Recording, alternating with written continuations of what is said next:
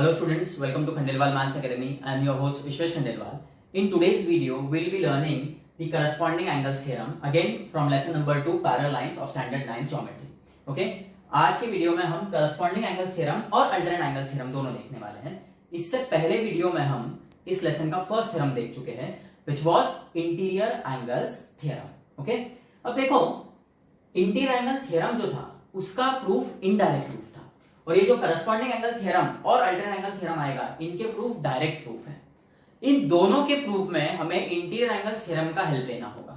तो एक बार पहले इंटीरियर एंगल थ्योरम क्या था इसका स्टेटमेंट रिवाइज कर लेते हैं. इंटीरियर एंगल थ्योरम में ऐसा था कि if two parallel lines are intersected by a transversal then, मतलब वहां पे दो पैरेलल लाइंस दी थी आपको और एक ट्रांसवर्सल दिया था. तो ऐसा होने पर the interior angles formed on either side of the transversal, either to the right side or to the left side, the interior angles वो जो पेयर रहेगा they are supplementary. okay? ये आपको याद रखना है. अब देखो coming to corresponding angles theorem, statement ये है कि the corresponding angles formed by a transversal of two parallel lines, दो parallel lines है एक transversal है और ये दो parallel lines और एक transversal की मदद से जो भी corresponding angles के पेयर फॉर्म होंगे they are of equal measure.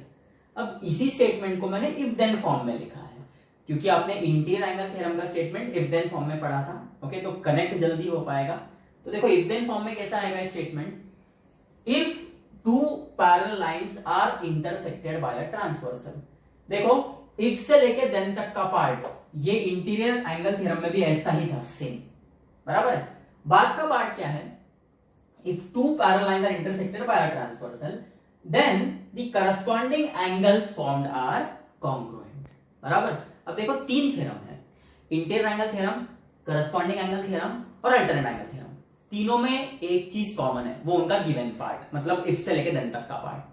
और तीनों में ही वो पार्ट क्या है कि if two parallel lines are intersected by transversal, मतलब तीनों का गिवन क्या रहेगा कि दो लाइंस पैरेलल है एक दूसरे को.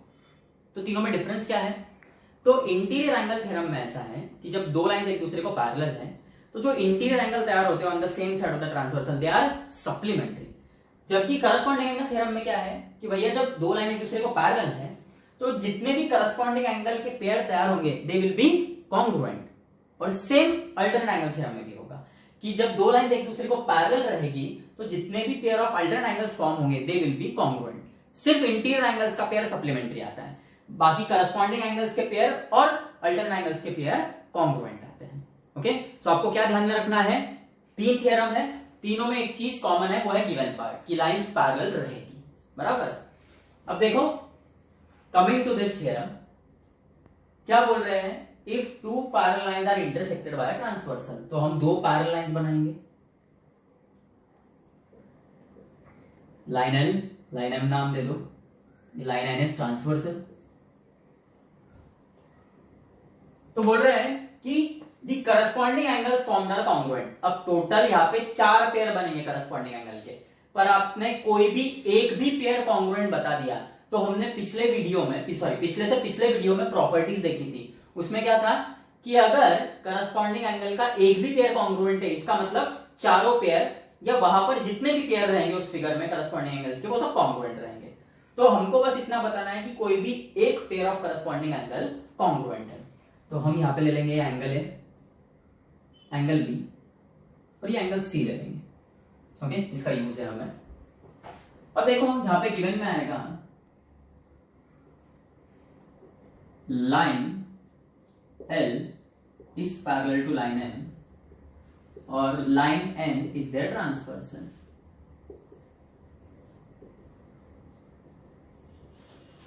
बाद में angle A and angle B are the pair of corresponding angles.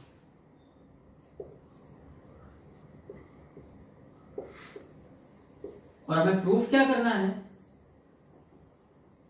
हमें प्रूफ ये करना है कि ये भैया ये दो लाइन जब पैरेलल रहेगी तो जितने भी पेयर ऑफ करस्पॉन्डिंग एंगल तैयार होंगे वो कॉन्ग्रुएंट रहेंगे. मतलब हमको बताना है angle A is congruent to angle B.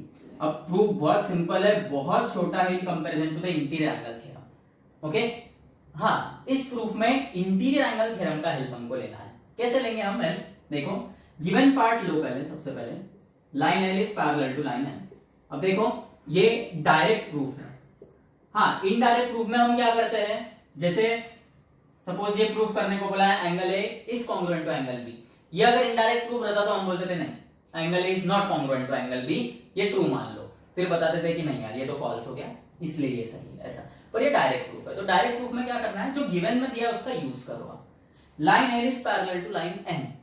अब ये थ्योरम से पहले आप इंटीरियर एंगल थ्योरम सीख चुके हो ना, तो उसका यूज कर सकते हो। और क्या था इंटीरियर एंगल थ्योरम, कि अगर दो लाइंस एक दूसरे को पैरेलल है तो pair of interior angles on the same side of the transversal are supplementary. इसका मतलब line L is parallel to line M है, therefore angle C plus angle B 180 आएगा, क्योंकि देखो सी और बी ये इंटीरियर एंगल्स है on the same side of the transversal. Okay, और इसको 1 नाम देंगे और रीजन देंगे इंटीरियर एंगल्स थ्योरम। बराबर है, हमने इंटीरियर एंगल थ्योरम सीख चुके हैं हम लोग और उसका भी यूज कर लिया। क्या था वो थ्योरम, कि अगर दो लाइंस एक दूसरे को पैरेलल है तो pair of interior angles on the same side of the transversal will be supplementary. मतलब angle C plus angle B 180 आ गया, इसको 1 नाम दे दो। अब देखो ये 180 तो हमको चाहिए नहीं था, अब और कहीं से 180 हम जनरेट कर सकते हैं क्या, वो देखो। ओके, तो यहां पर now angle A plus angle C is also 180, इसको 2 नाम दे दो और रीजन रहेगा लीनियर पेयर एंगल्स। तो अब देखो इसका फायदा क्या होगा, फ्रॉम 1 एंड 2 दोनों के RHS सेम है, और दोनों के अगर RHS सेम है तो फ्रॉम 1 एंड 2 दोनों के LHS भी सेम रहेंगे। So angle C plus angle B is equal to A plus angle C। और देखो इक्वल टू के लेफ्ट साइड और राइट साइड पे दोनों ही जगह एंगल C है और दोनों की साइन सेम है, प्लस प्लस साइन, तो ये कैंसल आउट हो जाएंगे। Therefore angle B is equal to angle A, that is angle A is congruent to angle B। ये आ गया आपका प्रूफ। बराबर है, so this is the direct proof. यहां पे हमने क्या किया, इंटीरियर एंगल थ्योरम का हेल्प लिया, क्योंकि हम वो ऑलरेडी प्रूफ कर चुके हैं, है ना। देखो क्या था यहाँ पे, line L is parallel to line M था, बराबर है, और हमको ये बताना था कि पेयर ऑफ करस्पॉन्डिंग एंगल, कोई भी एक पेयर चलेगा, वो कॉन्ग्रुएंट बताना था। तो हमने यहाँ पे एंगल ए एंगल बी ये लिया पेयर ऑफ करस्पॉन्डिंग एंगल, एक एंगल सी भी लिया। वो क्यों लिया आपको समझ में आ गया वो, ओके, क्योंकि हमें इंटीरियर एंगल थ्योरम का हेल्प लेना था, और इंटीरियर एंगल थ्योरम का हेल्प लेना था तो वहां पे पेयर ऑफ इंटीरियर एंगल भी चाहिए, इसलिए ये सी ले लिया था। ओके, प्रूफ क्या करना है, angle A congruent to angle B. Direct proof में कभी भी ध्यान में रखो गिवन का हेल्प लो। गिवन में दिया है line L is parallel to line M, और हम किसका हेल्प लेने वाले हैं, इंटीरियर एंगल थ्योरम। और वो क्या है, लाइंस अगर एक दूसरे को पैरेलल है तो पेयर ऑफ इंटीरियर एंगल्स जो फॉर्म होंगे on the same side of the transversal, वो उनका एडिशन 180 रहेगा। तो by interior angle theorem angle C plus angle B 180, 1 नाम दे दिया। अब 180 जनरेट हो गया है, यहाँ पे 180 तो पूछा नहीं था, तो एक और 180 जनरेट करना पड़ेगा हमको, ओके, ताकि हम वो 180 नलीफाई कर सके। तो और 180 कहां से जनरेट होगा, तो भैया डायग्राम में देखो angle A plus angle C 180 हो जाएगा। ओके, इसको 2 नाम दो, एंड फ्रॉम 1 एंड 2 दोनों के राइट हैंड साइड सेम है, तो दोनों के लेफ्ट हैंड साइड हम इक्वल बता सकते हैं। तो angle C plus angle B is angle A plus angle C, ये कैंसिलेशन तो आपको पता है। क्या बचा, angle B is equal to angle A, that is angle A is congruent to angle B. एक और बात, आप यहाँ पे एक लाइन और जोड़ सकते हो, कि आपने लिखा है line L is parallel to line M, आप बोल सकते हो कि angle B and angle C are the interior angles on the same side of the transversal. Okay, ये जोड़ देना अच्छा रहेगा। ओके, अब नेक्स्ट थ्योरम जो हमें सीखना है वो है अल्टरनेट एंगल्स थ्योरम। ओके, इसमें भी हम इंटीरियर एंगल थ्योरम का यूज करने वाले हैं। अब देखो स्टेटमेंट क्या है, the alternate angles formed by transversal of two parallel lines are of equal measure। जैसे कि मैं आपको बता चुका हूं पहले ही कि तीनों थ्योरम्स में एक चीज कॉमन है कि दो लाइंस दी जाएगी और दोनों पैरेलल रहेगी, बराबर है। अब देखो इसको इफ देन में कन्वर्ट किया है, if two parallel lines are intersected by a transversal then the alternate angles formed are congruent. कोई भी एक पेयर आपको बनाना है, ओके, वो एक pair of alternate angles congruent बताना है। सो देखो दो पैरेलल लाइंस हमने ड्रॉ की, ये ट्रांसवर्सल है और ये pair of alternate angle, angle A और एंगल बी। और यहाँ पे एंगल सी क्यों लिया हमने, जैसे करस्पॉन्डिंग में लिया था कि भाई यहाँ पे पेयर ऑफ इंटीरियर एंगल भी तैयार हो जाता है, इसका यूज करना है हमें। अब देखो गिवन पार्ट क्या आएगा इसका, line L is parallel to line M and line N is their transversal.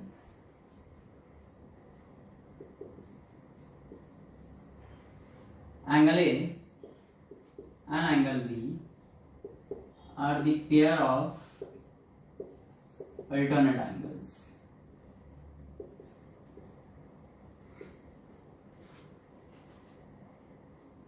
To prove हमको बताना है कि ये जो अल्टरनेट एंगल्स है कॉन्ग्रुएंट है। अब प्रूफ बहुत आसान है, गिवन का यूज करो आप, line L is parallel to line N, this is given, बराबर है। Angle B and angle C are the pair of interior angles on the same side of transversal। देखो angle B angle C are the interior angle on the same side of the transversal और line L is parallel to line M, तो therefore by interior angle theorem angle B plus angle C क्या होगा 180 degree, one नाम दो और reason आएगा interior angle theorem.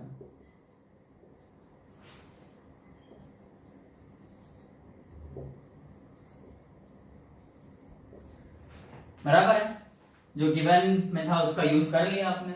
अब एक और चीज है, 180 आया तो एक और 180 जनरेट करना पड़ेगा, और वो कैसे करोगे, angle A plus angle C is 180, reason linear pair angles, angle A plus C 180 और ए लीनियर पेयर एंगल्स है।